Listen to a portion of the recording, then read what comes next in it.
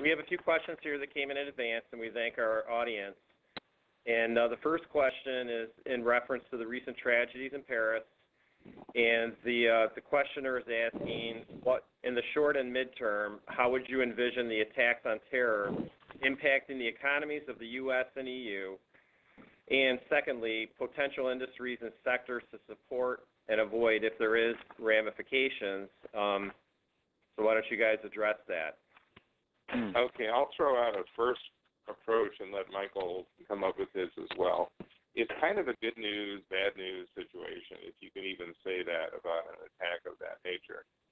The bad news, of course, is that we have now become accustomed to these kind of attacks. When 9/11 took place, it was such a shock that the entire world just panicked, and the economy shrank, and we basically went sailing into a recession. Now, the response is 48 hours, 72 hours. France was back to normal within 2 or 3 days, mostly because it's become not routine, but it doesn't shock like it once did. We're outraged, we're angry, we're sad, but it's like, seriously, if you think this is going to collapse an economy the size of France or the United States or Germany, really, what are you thinking? We've not seen that kind of response, and I don't think we will.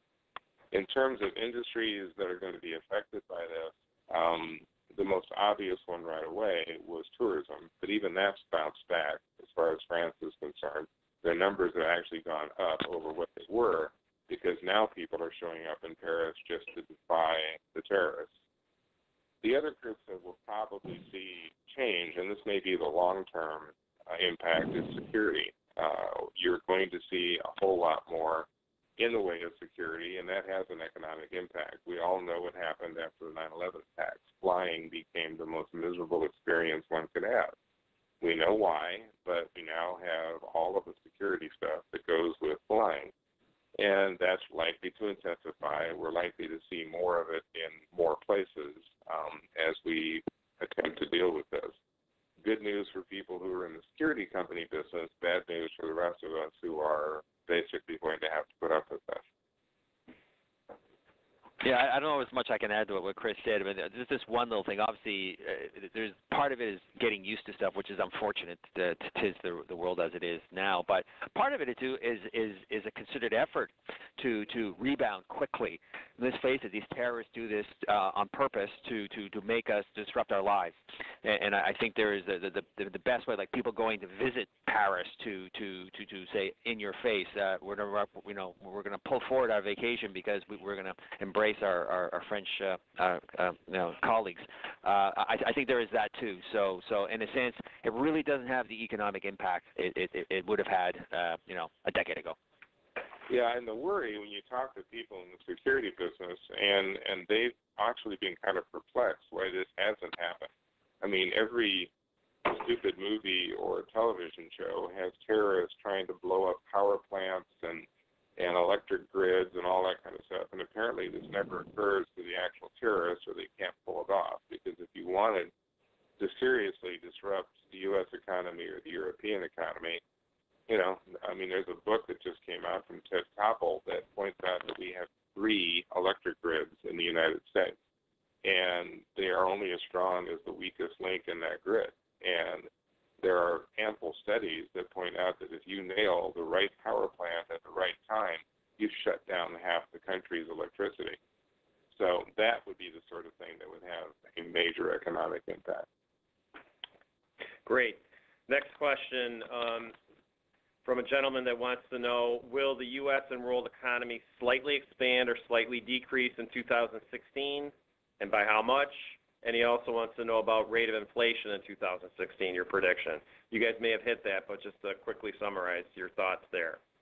Yeah, Michael hit that pretty hard, so you take the first shot. Yeah. Well, I mean, obviously for the U.S. economy, we're looking at the pickup slightly. It'll be the growth at around 2.5%. Officially, we're on average growth for 2.6 versus 2.5 in 2015. So a little bit of an acceleration. Nothing major though. A little bit more on the global economy. Europe doing a little bit better. Japan finally getting a little bit further out of this deflation funk, and growth stabilizing finally in China, as we're expecting some stability, some more stimulus out of the authorities there. So global growth 3.4% in 2016 versus just 3.1 in 2015. These aren't huge numbers. They're on the slower side, given the historic norms. But then again, that I think is the new normal. As I keep telling a lot of my colleagues, 2% is the new 3%. Good. And inflation. Inflation, just very quickly, creeping up, as we get a little bit wage pressures beginning to build, stability on the commodity price front, particularly oil. We're looking for a little further downward pressure, but then eventually even Saudi Arabia deciding, now it's time, it's hurting us too, and therefore getting some stability there. So, inflation beginning to sort of creep up closer to 2% in the U.S. Great. Yeah, and I think that's fundamentally a good thing. If you get inflation that's too low for too long, as we have been experiencing, you lose a lot of incentive for companies to expand. I mean, they don't have the ability to raise prices. They have a resistant consumer. I agree that we're going to see really moderate activity on all three of the fronts. I mean, the Fed's beige book came out yesterday, and never has it been more appropriately named. I mean, all of the information is about as beige as you can get. It's kind of like, well, it's not real good and it's not real bad. It's like, well, that's pretty much next year. It's not going to be dipping into a recession, but it's not going to be one of these things like, wow, we're hitting 6% growth this quarter. It's going to be one of those years that's going to test a lot of companies because they're not going to have a floating all boats kind of growth scenario. At the same time, they're not going to have a real crisis on their hands that they can blame things on. So next year, it's like, if you don't know how to run your business, it's going to really show. Good. Changing gears a little bit. Question on the table from a gentleman that wants to know about the investment in Chinese social programs. They're increasing wages and benefits. Do you see a case in the near term, less than 10 years, where it becomes uneconomical for U.S. companies to produce in China? I mean, we're already hitting that to an extent because earlier this year, the big September mess that we got into was provoked by people noticing that China was slowing, which they've been doing for some time. And part of the reason for that has been that China is deliberately trying to become a more consumer-centric, domestically driven economy, which means that people have to have more money. And they have allowed wages to rise between 3,000 and 5,000% in some coastal cities. China has already priced itself out of some markets, and they're already having trouble competing with the Burmas and the Vietnams and even some of the African states. It's not like they're suddenly going to become uncompetitive across the board. But if you look at shoe manufacturing, which used to be dominant in China, most of that's left. It's gone to other states that are cheaper. Good. Any comment there, Michael? Oh, yeah, I would agree. Like I do travel a lot around the world, and you look at you talk to say Taiwanese business people that would do a lot of their manufacturing operations in mainland China, are saying, okay, now I'm looking here at Vietnam, I'm looking at other places in order to for that next place to expand my facility. Great. I'm getting down to my last question, so I would encourage the audience, if you want to get in the Q&A box on the left corner of your screen and type in any questions that you might have. We'll look for those. We don't have any right now. But we have a gentleman here that wants to know how it has to do with minimum wage. How will manufacturers and fabricators change from a minimum wage thought process as the skill level of contingent labor increases? So, Chris, you've done a lot. You've written a white paper for us. Go ahead. Yeah, minimum wage has been one of those, it's a conversation that comes up every election year. It's a guaranteed vote getter really for both sides because the Democrats can talk about wanting to raise the minimum wage, and their base loves it. And the Republicans can talk about how evil it is to raise the minimum wage, and their base loves it. Oh. The economists have always noted in almost every study that's been done that there are three different groups when you deal with the minimum wage. The first group, about a third, are the net winners because they are going to get a wage increase and they're going to keep their job. So there's roughly a third in almost every case that does quite well. The second third is the big loser. These are the ones who don't get to see their wage increase because they don't keep their job. They tend to be the youngest. They tend to be the least skilled. They tend to be the ones that companies weren't really sure they wanted to pay $7 an hour for. They certainly don't want to pay 10 to 15. And then you have the third group, which maybe is the one that has the biggest impact as far as manufacturing. They keep their jobs, they get a wage increase, but their workload becomes increasingly onerous. They are now going to be doing the work of the 3 or 4 people that got fired. And this becomes a problem with productivity. They're glad to get the wage increase, they're glad they have the job, but they may not physically or mentally or any other way be able to handle the increased workload. And what you often see for manufacturers is that their productivity begins to suffer because that workforce really cannot keep up with the current demands. And the more the economy begins to accelerate, the more obvious that becomes. It is that much more difficult for a manufacturer to add another person or two when the wages are higher. And so they resist and they try to do with less. And they can for a while, but we've watched over the years people reach a point where they can only work at that pace for so long. And then they begin to start literally suffering health problems. They get tired of the job and quit.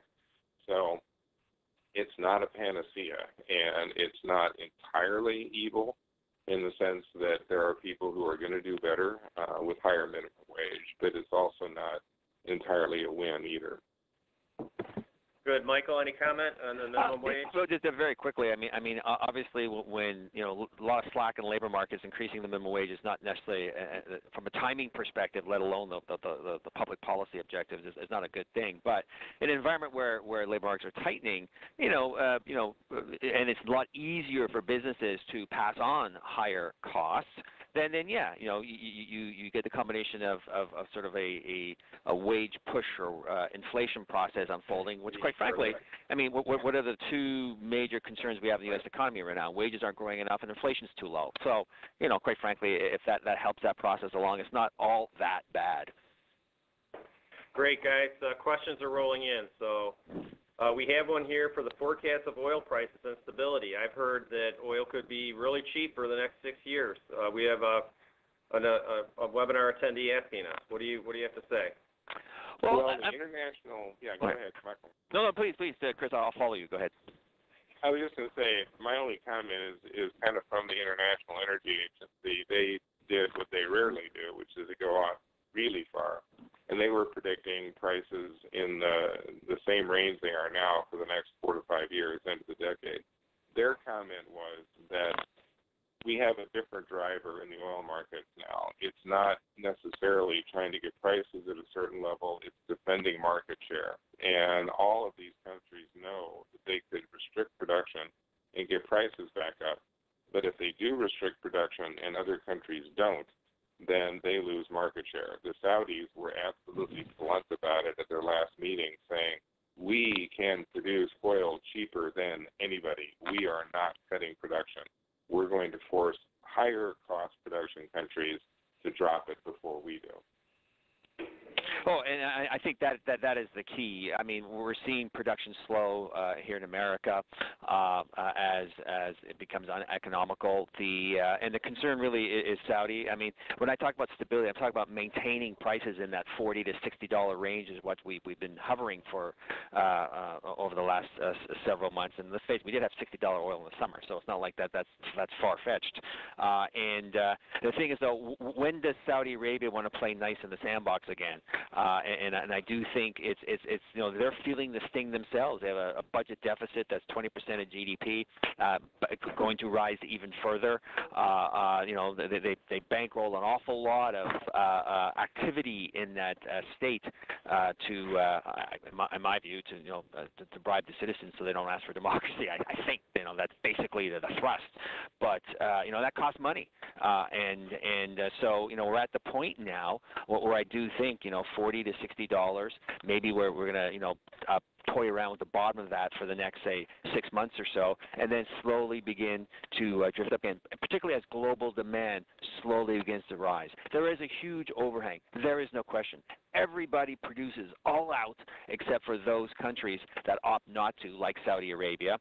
Although, that said, this summer they did ramp up the most production they've ever had in their history, and those that have sanctions against them, which eventually are coming back on the world stage anyway. So, eventually I think Saudi Arabia has also a vested interest from a pure revenue standpoint to finance social programs to say, okay, we've had enough.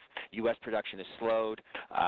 We've maintained our global market share. Okay, prices can go up a little bit now in an environment of an improving global economy. Yeah, and it's also useful to remember that the things that affect oil pricing can often be weather, geopolitics, political decisions of varying kinds. We're looking forward, for example, to a La Nina next year to replace the El Nino this year. And the last time we had a La Nina that strong was in 1998, and it generated 4 hurricanes at one point that were existing at the same time. That was the year of Hurricane Mitch. And those are all going to come marching up the Gulf of Mexico, and that will affect oil production, and that will drive prices up. Then you've also just got the political decisions where you've got governments talking about raising the gas tax because, well, gas is cheap, so hey, let's do it now. When gas doesn't feel as cheap, those gas taxes don't go away, and all of a sudden you're going to have higher gas pricing even as the per barrel crude oil price doesn't change very much.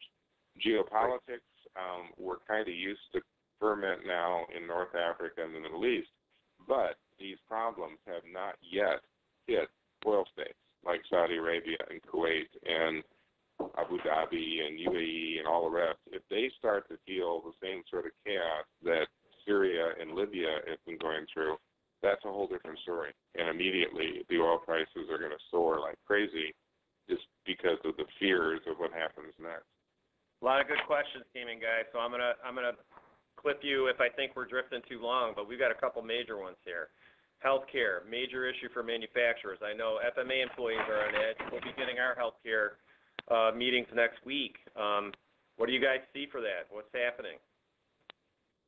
I'm going to be mean and let Michael start this one. Costs are going up. Bottom line, it costs you more. Costs you absolutely. It costs you more for less.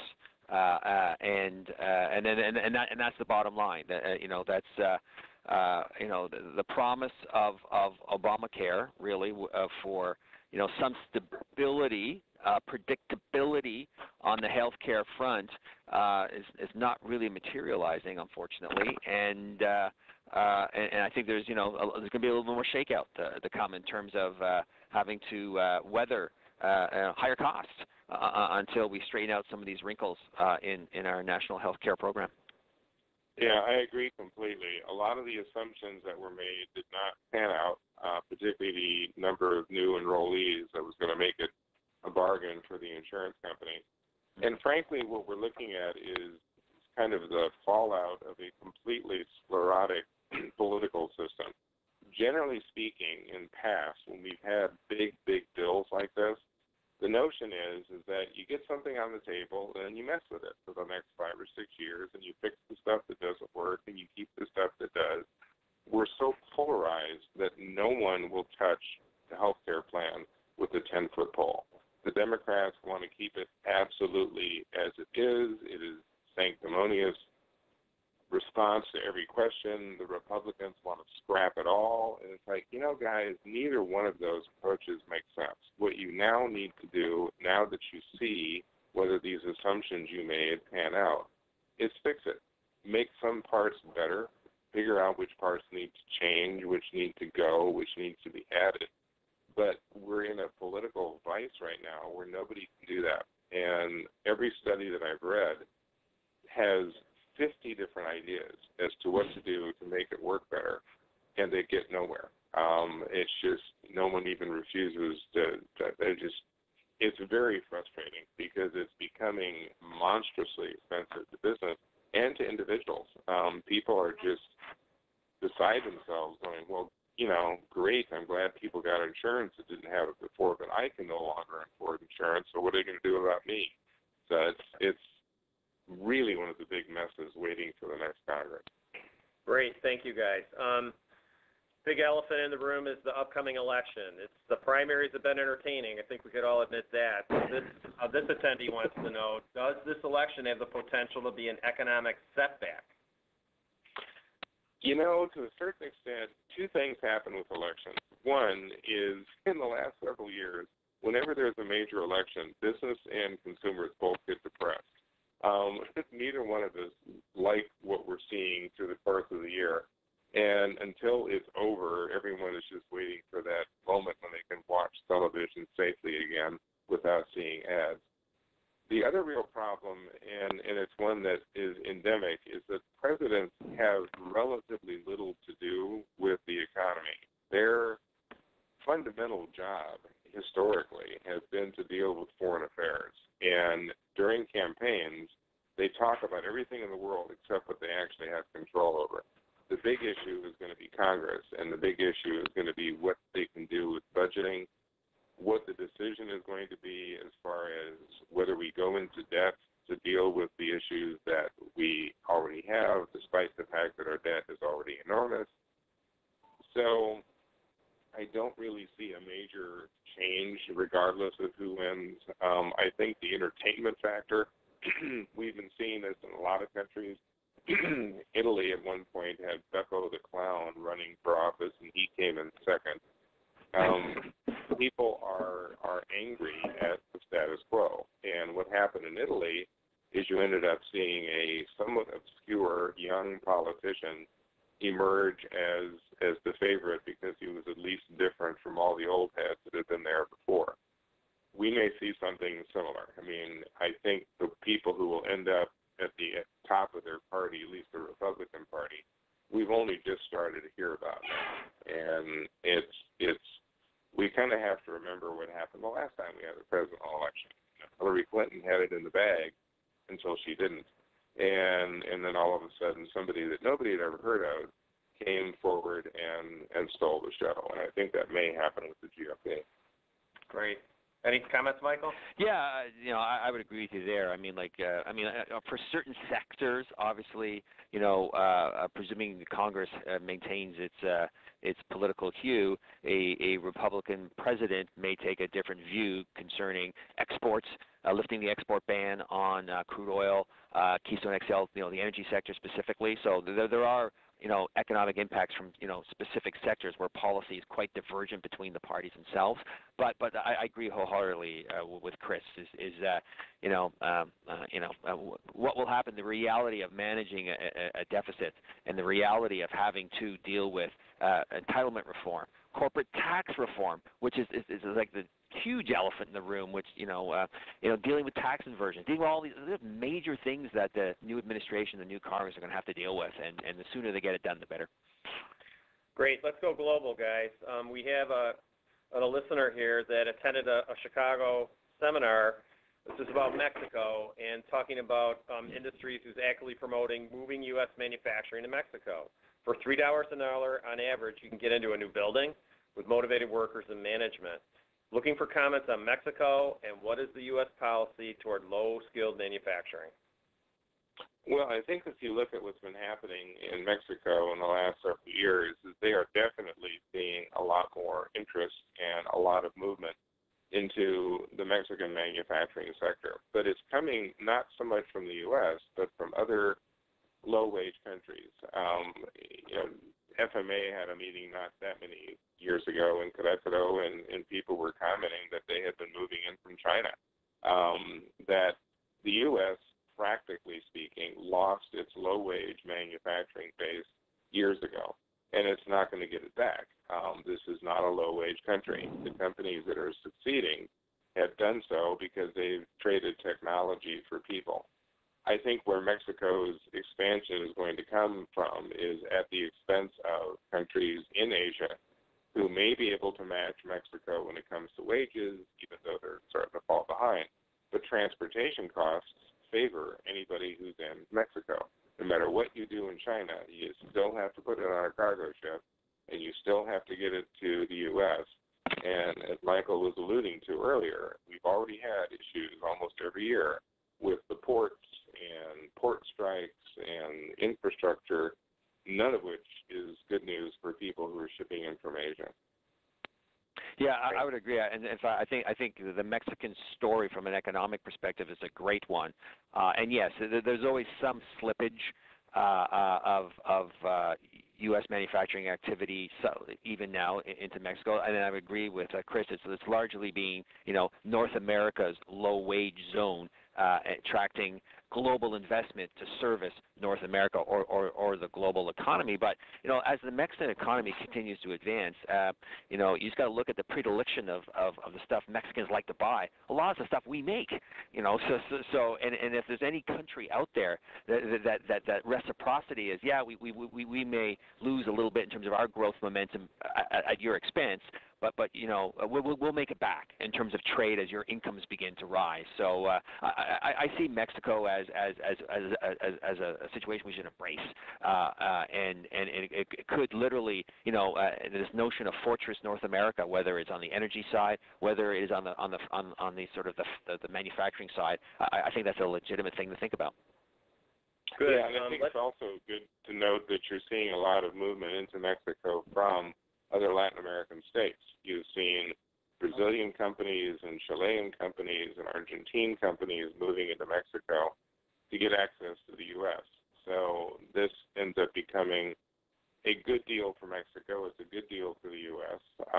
As Michael was pointing out, we're their number one trade partner and always have been.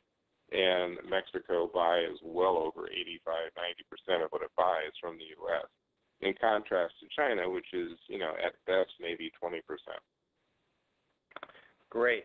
Let's get in the weeds a little bit more specifically. We have a listener that wants to know any specific sectors of manufacturing where you guys anticipate more growth. I think to a certain extent you're going to see a continuation of what we've seen the last couple of years, and Michael alluded to this earlier. You're seeing consumers buy expensive stuff. They're buying cars. They're buying more appliances.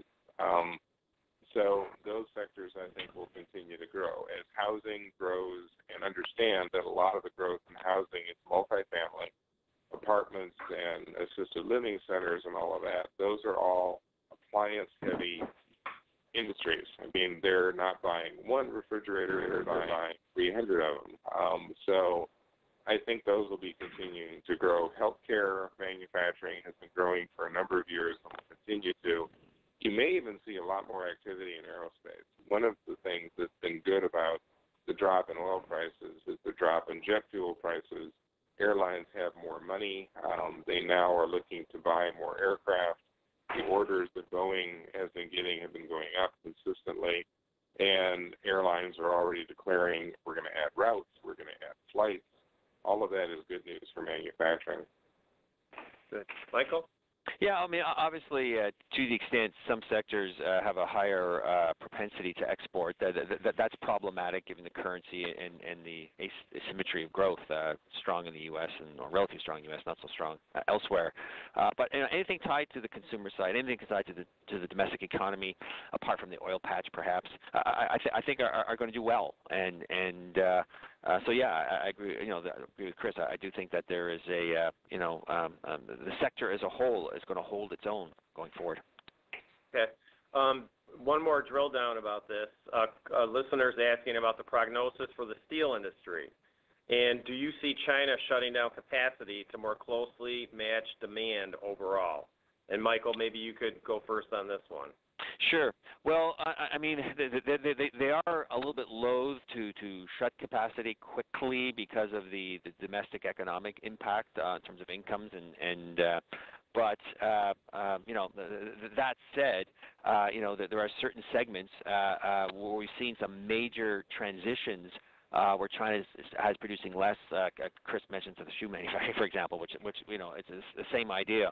So I do think the rationalization will eventually come in China, and so yes, capacity, which has always been for many sectors the biggest issue, and a lot of that capacity in China will eventually be shut. But it's going to be a more managed process, I believe.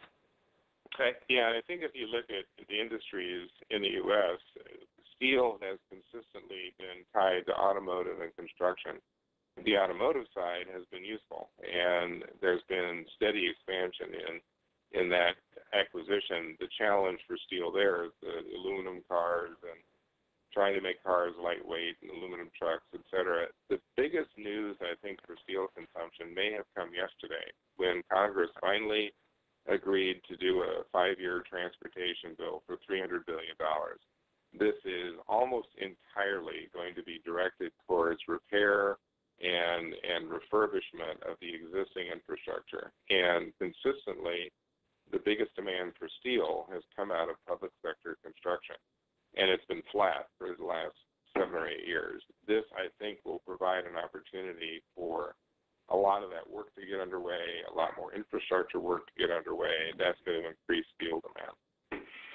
Great. We have a question here about the markets, and with all the considerations you guys are discussing today, are equities going up, down, or staying the same next year? Yeah, Michael? Somebody's on the trading floor right now, so you should take that one. Yeah, right. Yeah. well, you know, I mean, higher interest rates, no matter how modest they are. What? It sounds like someone got a hold of. Sorry, I'm back through. Hold on 1 second.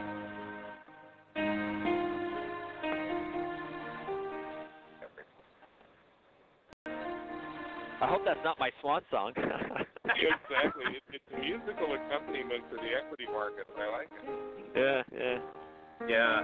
Well, I'll talk in a somber tone over that music. I mean, basically, higher interest rates are not good for stocks, period, and therefore that is a challenge. And if anything, I think if you look at a lot of metrics of valuations, they will tell you that, you know, things were more overvalued than undervalued. That also is not constructive. So there are some headwinds for stocks, broadly speaking. That said, if interest rates don't rise too quickly, too fast, okay, that makes a difficult situation less difficult. And if we start getting some decent growth driven by domestic demand, then yes, that also is encouraging, and earnings will continue to grow. So bottom line, I think it's a very mixed picture for stocks. But if we do this right and long-term interest rates don't rise very much, growth picks up, those companies that are domestically focused will do better than those that aren't. And so, it could be, we still could eke out some modest positive gains in the stock market, but it's challenging. But just because the Fed's raising interest rates, it's not necessarily a bad thing. I'm a big believer that rate hikes are a vote of confidence in the durability and longevity of the current business cycle, which at the end of the day means durability and sustainability of earnings, which ultimately is positive for stocks. Yeah, I agree completely. I mean, right now, raising rates is an indication of a healthy economy. If we were sitting on some kind of a situation like Paul Volcker was dealing with in the 80s, it would be an entirely different story. We'd be trying to deal with runaway inflation and having to force the economy into recession. All we're doing now is saying, wow, we're not horribly in bad shape, so we can actually get off zero. So I think even getting rates up to 2.5%, 3% is not a bad place to be, and we're not going to get there even very fast. Good. We've gotten through most of the questions here, guys, and I don't know if you have any concluding thoughts on, what should our mood be going into the holidays, and when we come back from the holidays, what are your final thoughts on how we'll start that first quarter? Will we be running fast or What are your thoughts? Basically, I think you go first, and I'll finish up with, hoping that the weather doesn't get creepy. That's exactly what I was going to jump on. The past 2 years have been kind of rough. We've been hit with, surprises on the weather front, and it looks like we're heading into at least a normal weather, more warmer weather, but that usually means more precipitation along with it. So we'll see how the weather pans out. But I think we'll come through this holiday season with consumers are in good shape. Some good numbers put on the board. Yeah, consumers are cautious. This is not the kind of recovery where the rising tide lifts all ships. Consumers won't spend money unless there's an incentive there, whether it is discounting or whether a particular product or service that meets exactly their needs. And that's going to be the hallmark of it. And we're going to learn that this holiday season. And I think heading into next year, the messaging from the Fed is going to be, listen, rates are going up, but it's going to be, those rate hikes can be few and far between, and don't worry. The one thing that will not happen in the U.S. economy is inflation will ever be a problem, because we're moving to contain that down the road. So if anything, I think we come there with a little sense of optimism that hey, we're finally doing better. And now is the time to expect that. So I think optimism begins to build, and I think the economy does that durability of the expansion kind of just kicks in, and I think we just go along for the ride. Yeah, Michael. The good news Chris, for the holiday going ahead is that the price of Christmas trees is down, the price of ham is down, and the average holiday dinner is going to be $1.50 less this year than it was last year. So, hey. There you go. Great. Michael, there was one question that came in that I think you can handle quickly. So these increases from the Fed, what would be the highest in your wildest dreams that would go next year, and what would surprise you on the low? Well, the highest, I would expect would be, pushing 150 to 200 basis points, or 1.5 to 2 percentage points in rate increase cumulatively over the course of the year. That would be the high side. That would be the typical kind of tightening you would expect. But we're not going to see that. Okay. On the low side, I could see the Fed moving to, 50 to 75 basis points in terms of maybe not even getting into 1%, but if getting there, then stopping for some time to come. Again, and that would be a situation if, the headwinds from the currency turn out to be too onerous, the global economy is too murky, or whatever the case may be. So, and the Fed has basically told us, listen, depending how things go, we're going to raise them more quickly or more slowly. As it stands right now, prepare for about a percentage point per year, give or take 25 basis points. That is a good rule of thumb.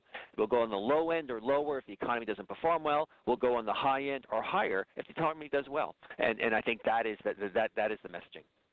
Great. Well, I couldn't agree more. Thank you. Guys, thank you very much. That's going to conclude it for today's webinar. And we especially want to thank BMO Harris Bank for sponsoring today's webinar, and Michael Gregory and Dr. Chris Kuehl for taking time to share their insight in the economy. Thank you, gentlemen. You did a nice job. We'd like to ask our audience to visit FMA's website for additional information on joining the FMA or attending other educational programs. As a member benefit, you get Chris's Fabernomics newsletter twice a month. If you just go to fmanet.org, we have information there for you.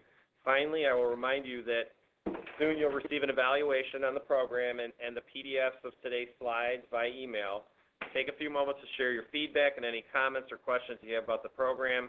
We pretty much answered every program that came in. And if you had people that joined you during the presentation, please forward the survey to them. We will get the access out for the recording of today's webinar once it becomes available, and our goal is to get that to you no later than close of business on Monday. Thank you. We appreciate your participation. We apologize for the few technical glitches we had, but really thought we had a nice webinar. So thank you again, Chris and Michael, and want to wish everybody have a good day. Thank you. Thank you.